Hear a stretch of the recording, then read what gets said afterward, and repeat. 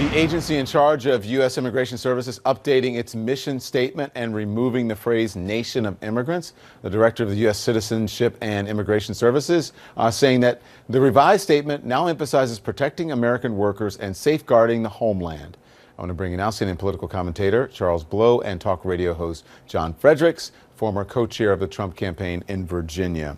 Good evening, gentlemen. So, Charles, I'm going to start with you. This is the mission statement in the United States Customs and Immigration Service written in 2005, and here's how it reads. It says the USCIS secures America's promise as a nation of immigrants by providing accurate and useful information to our customers, granting immigration and citizenship benefits, promoting an awareness and understanding of citizenship, and ensuring the integrity of our immigration system.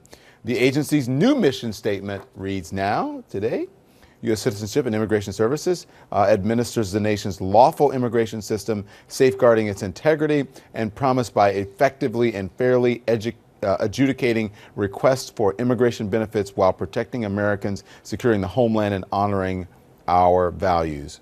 What changed? Well, the phrase that described the agency as securing America's promise as a nation of immigrants has been eliminated. We're no longer a nation of immigrants?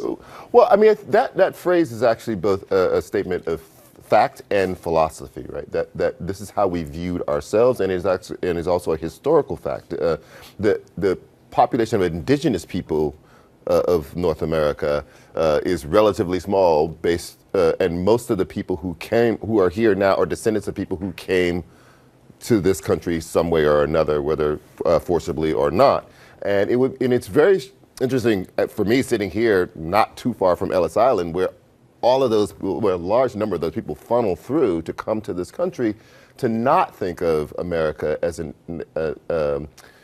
country of immigrants. And I believe that it is, part of the erasure of truth and fact and history, a kind of a revisionist history of America that we are now undergoing, and that is a problematic thing, just as a fact. Mm-hmm.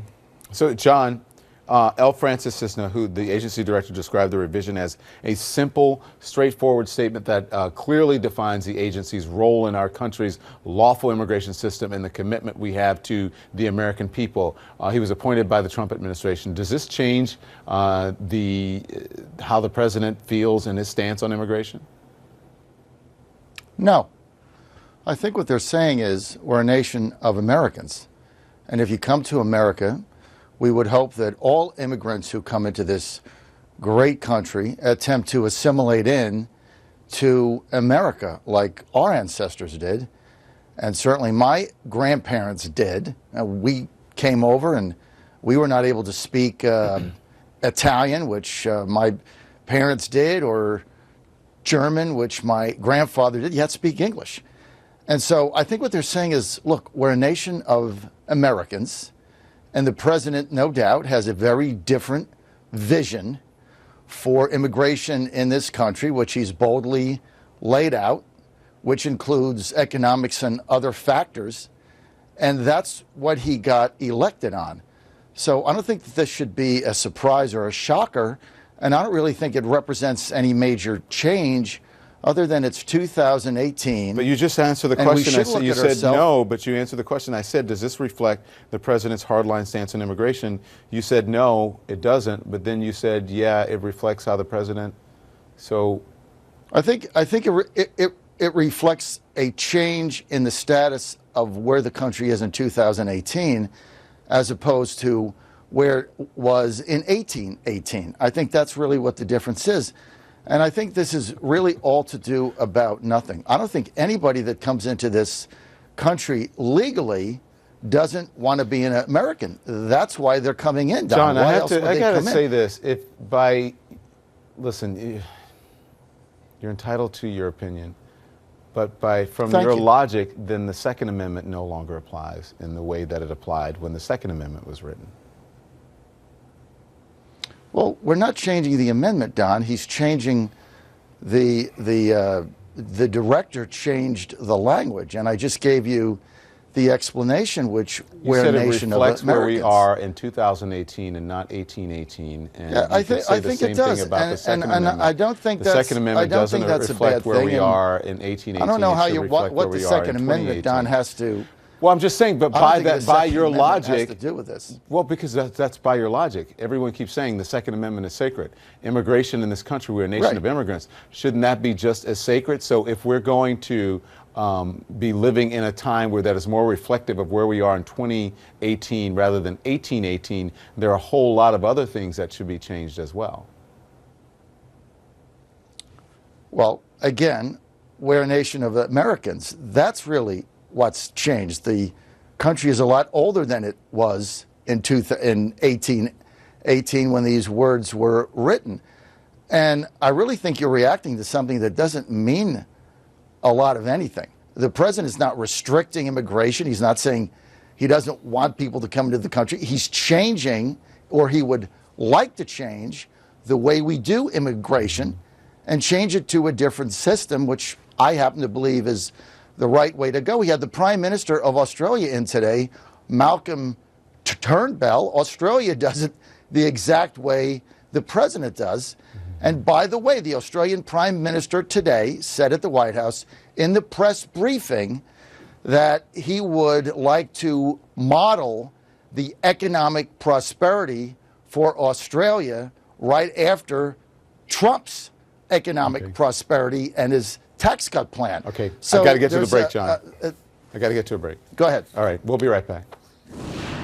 And we're back. We're in the middle of a conversation. Charles Blow's back. John Fredericks as well. Sorry I had to cut you guys off. We had to get the break in. So, Charles, did you want to respond to what John was saying? Well, I thought it was fascinating when John was talking about the difference between 1818 and 2018, because there's a kind of cultural racial blind spot with a lot of white America that does not want to acknowledge what happened in around that time of 1818 and how we kind of flung the doors wide open to immigrants from Europe, for a very long time. And in 1818, my ancestors were still slaves brought here, not because they wanted to come and become Americans, but because they were brought in as slaves. And Native Americans, the only indigenous people to this country, were being removed from their lands that they rightfully owned through both kind of forcible removal and also through kind of these dubious pacts and treaties. And so now that we have, kind of an America that they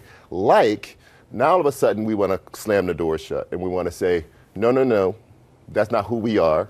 That's who we were when people who look like me were coming, not when it's with people who are brown or Asian or whatever.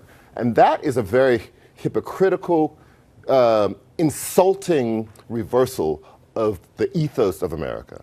Mm-hmm. John?